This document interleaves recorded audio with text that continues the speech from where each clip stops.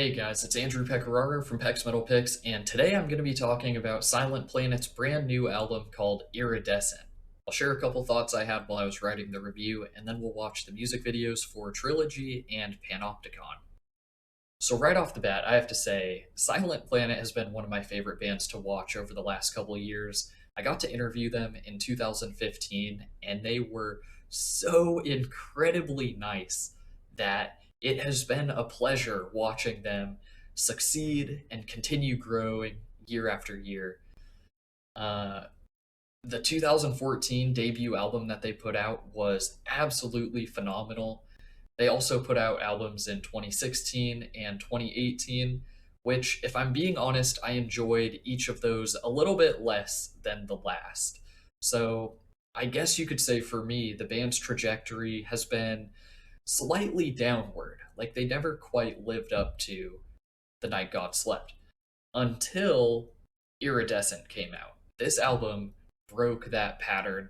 I think that it is also really, really good. It's going to continue growing on me over time, I'm sure. Maybe it'll even take the number one spot pretty soon. Something to note right off the bat about this album is that it doesn't have footnotes. Some of you might not know what I'm talking about. For those of you who don't know, Silent Planet, one of the things that I think helped them get really big is that in their lyrics they would include footnotes referencing all kinds of things like Bible verses, world events, philosophical ideas, books that have like shaped history, like I don't even know, Karl Marx and other things like that. And all of their songs have had this kind of global world view to like the messages and the themes. And I think, and I could be totally wrong here, okay, this is me going out on a limb, and I'm just going to say, I'm going to take a shot at it, but I think the reason that Iridescent doesn't have footnotes, at least yet, is because the songs on this album are more personal.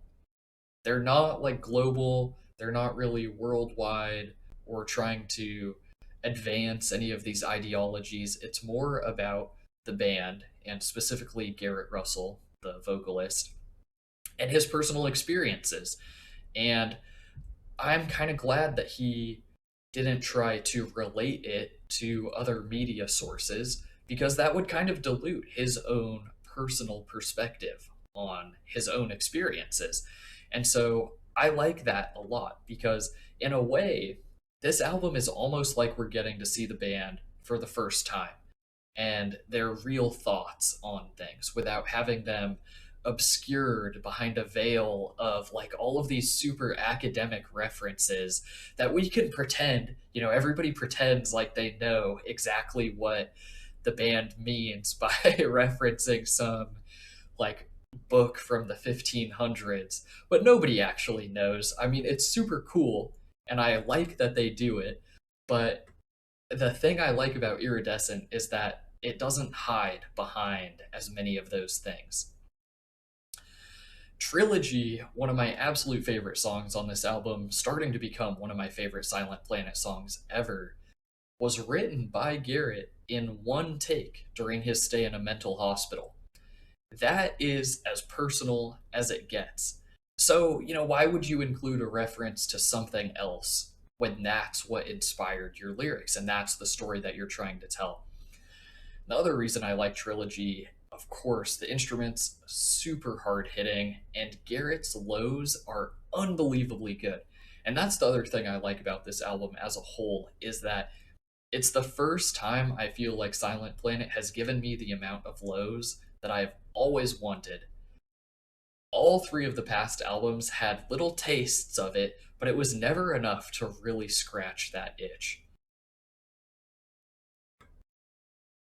And the other thing about this album is that it's super fast paced. And I think that is a huge improvement, especially over When the End Began, which was the one that they put out in 2018. This is probably the fastest paced album that they've ever put out.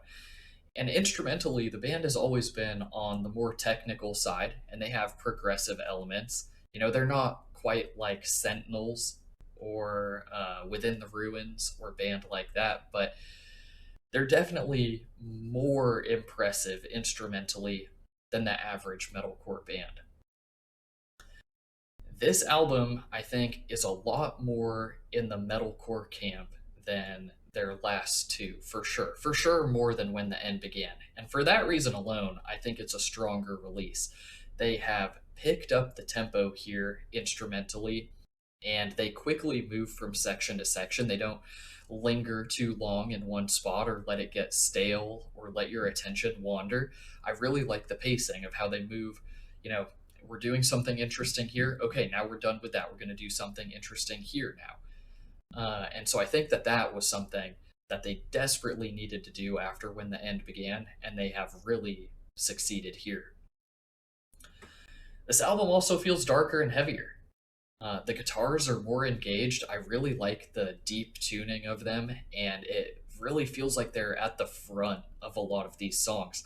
And I think the thing that I didn't like about When the End Began was a lot of the like spacey atmospheric sections and a lot of the spoken word sections forced everything else to retreat into the background. And that isn't as much the case on Iridescent, and I think that Garrett's performance as well is more straightforward. There's less, like I said, less spoken words, less emphasis on rhyming the different lines and like getting his lyrics to match up that way. And there's also less of like a rap flow to it. And the best way I can describe it is on past albums, the spoken word parts, it kind of sounded like when rappers do like the word play, like when they get into the sections where they're doing a lot of like back and forth type of like word play stuff. And I'm really glad that they've taken a step back from that here. It was cool the first couple times they did it. I think it was a little bit overdone recently. And so I like what they've done on this album. And the forthright approach, instrumentally and vocally, creates a more cohesive album, in my opinion. Um, the other thing, too, is I really like Thomas's contributions. And I think I've always enjoyed him, and he's always been great. But it almost seemed like some of his singing was just like on really the upper end of his range. And it was like, it almost had this like desperate feel to it of like it was about to slip away. And sometimes it worked. Sometimes I didn't think that it was, the most appropriate thing for a song. And the other thing too is when you're a metalcore band, you decide you're either a metalcore band that only screams or you scream and you sing. I think in general, Silent Planet has done a good job of not forcing singing into every song, but I still felt like some of the ones where they did have singing, it didn't quite fit and it didn't mesh completely. This album has less of that happening. I'm really glad. I feel like Thomas has kind of relaxed into his role and is working in a more comfortable range. And I think that the band has found a better way to kind of work around and incorporate him so that the songs sound cohesive. So my two other favorite tracks are Translate the Night and Alive as a House Fire. And I have to talk about Alive as a House Fire because it's the first Silent Planet song to say fuck. I think it might even be the first Silent Planet song to say a bad word at all, but I might be wrong on that. Definitely the first one to say fuck, though, and they don't just say it one time. They say it very angrily, like 7 or 8 times in a row. It is intense. And obviously, some fans didn't like that. They must think, oh, Silent Planet, it's been all these years and you haven't said a bad word. Why would you do that now? And I can kind of understand their frustration. Like when I was a teenager, it was kind of nice to have your bands that you knew were never going to say a bad word. And it was kind of your like pure Christian bands. I'm not sure if Silent Planet is actually Christian or if that's just kind of the image that fans attribute to them because of like the biblical verse references and like their general demeanor and attitude. But My take on it is that I am glad that they did it. I'm glad that they freed themselves from the shackles of people's expectations, because to be an artist and to not be able to use the words that you want to use is a constraint, and it limits you, and it limits the ideas that you can put forth and how you can express them, and the way that you can communicate the message of your song. And um, like, on one hand, you might wonder, Silent Planet, what the heck? Why would you do this all of the sudden? On the other hand, if you kind of give the band the benefit of the doubt and you think about, why would they use the worst word imaginable in one of their songs all of the sudden? And you look at the lyrics and they say, fuck the system, over and over. And to get to that point, you have to understand that's how the band feels. They feel that the system is fucked up, and there's no other way of saying it, and it would be disingenuous to use any other words to express their feelings in this case. And literally, all they can say is fuck the system. All right. And this isn't like making excuses or saying that I want their next album to have like Attila levels of cursing or anything like that, but I think that they did it well here in an artistic way that is consistent with the band's principles. And so for that reason, I'm very glad that they have broken that sort of unspoken rule of no cursing in Silent Planet songs, because now they're free to express themselves however they see fit. And that's what I want from a band, is for them to be free to create the art that they feel they need to create. So I'm glad about that, and I'm sure people will still be upset, but I don't know. I support the decision to do that. So we're just going to jump into the first song. We're going to listen to Trilogy, and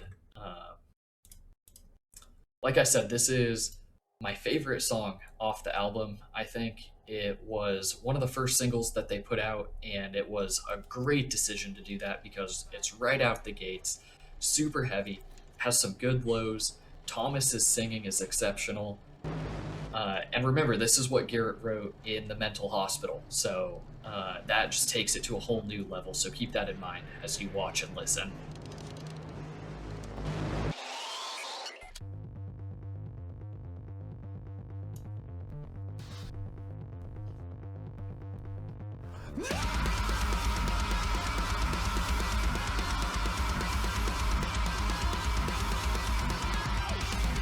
Just love the right out of the gate intensity.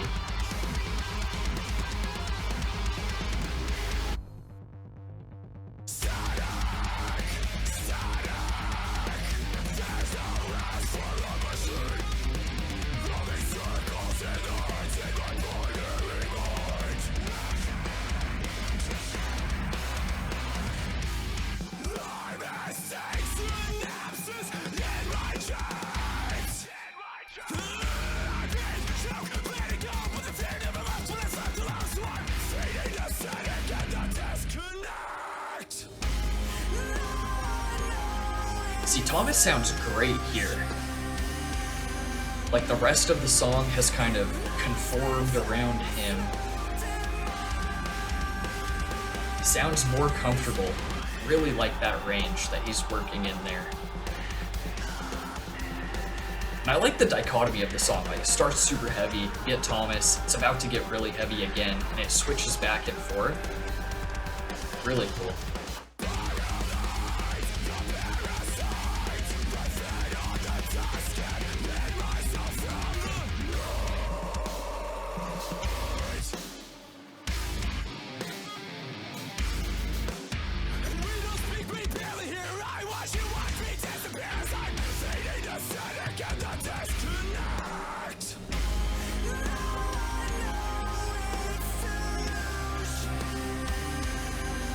The band always has such good visuals. Their music videos are so, like, they just pop, and they're so impactful. And this one in particular has some cool electronic elements. It's kind of a theme throughout the album, but you'll see it especially in the outro of this one.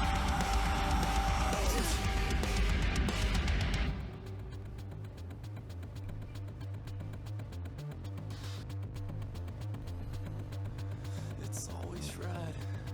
The static in my head, it's always red.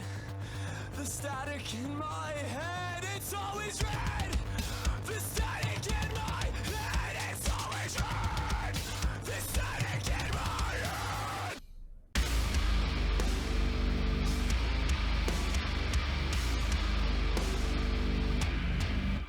Return to the hands of time. There's nothing human in this realm of wine. That little section of blows is so nice.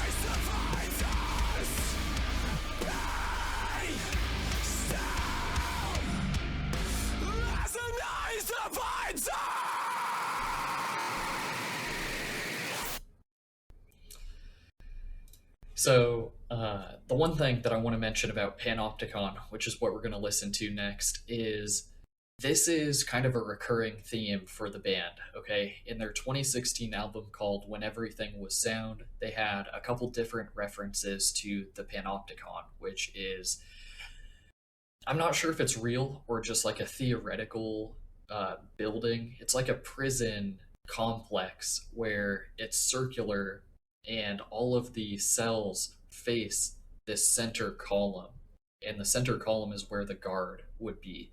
And you could have a light that at any time of the day could shine it into any prisoner's cell and see exactly what they're doing from his one central position.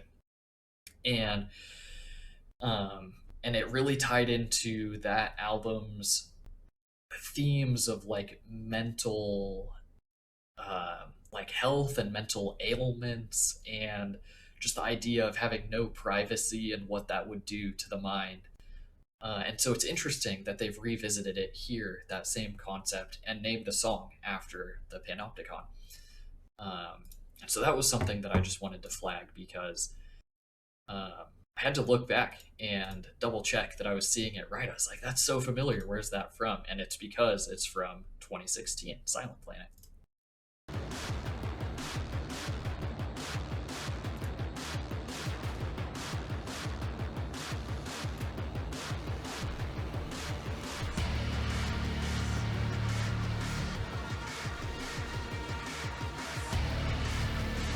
And this was kind of what I was talking about before. Like, they still have elements of these atmospheres, and they're building it, and like building the tension.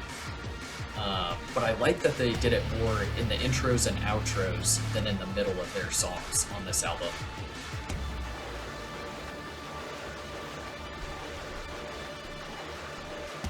And this is a heavy one too. Had to pick two heavy ones.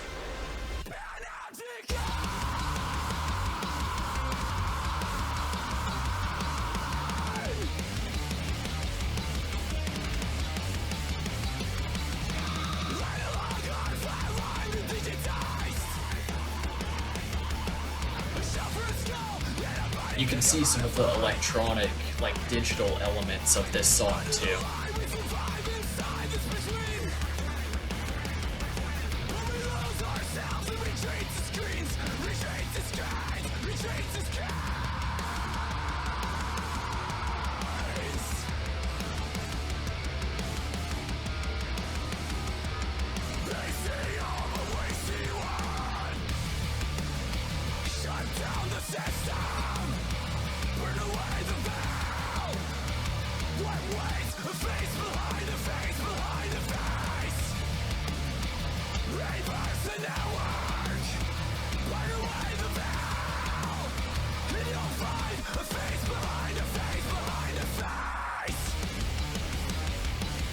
This one also talks about shutting down the system, so I think that is sort of an indirect theme of this album too. Like, shut down the system, fuck the system. I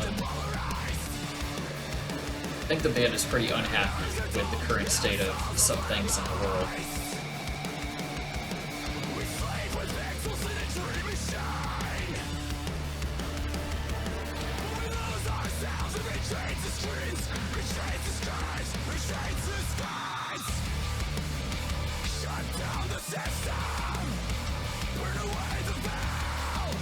And it's always so funny to see Garrett without shoes on in the music videos. When I interviewed him back in 2015, he didn't have shoes on either. So, if anything changes with the band over time, that's not one of the things.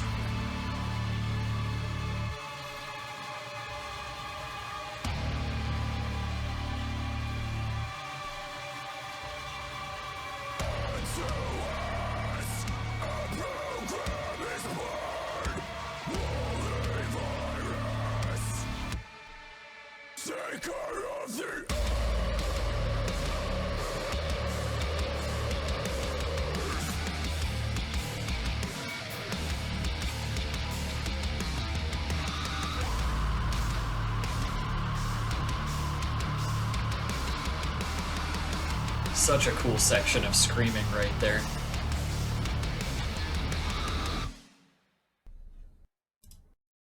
Wow.